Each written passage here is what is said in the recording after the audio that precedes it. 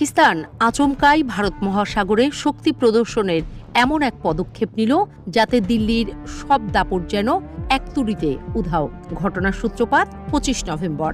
পাকিস্তান নৌবাহিনীর জাহাজ থেকে নিক্ষেপযোগ্য ব্যালিস্টিক অ্যান্টিশিপ মিসাইলের সফল পরীক্ষা চালায় দেশটি। দক্ষিণ এশিয়ায় এবারই প্রথমবারের মতো কোনো দেশ এরকম মিসাইলের পরীক্ষা চালালো।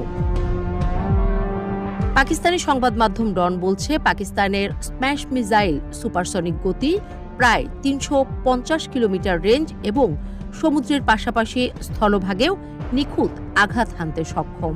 ভারতীয় নৌবাহিনীর সবচেয়ে ঝুঁকিপূর্ণ রুট থেকে শুরু করে তাদের কৌশলগত নৌঘাঁটি সবই এই অস্ত্রের রেঞ্জের মধ্যে পড়ে। আর এটাই মোদী সরকারের সবচেয়ে বড় উদ্বেগ।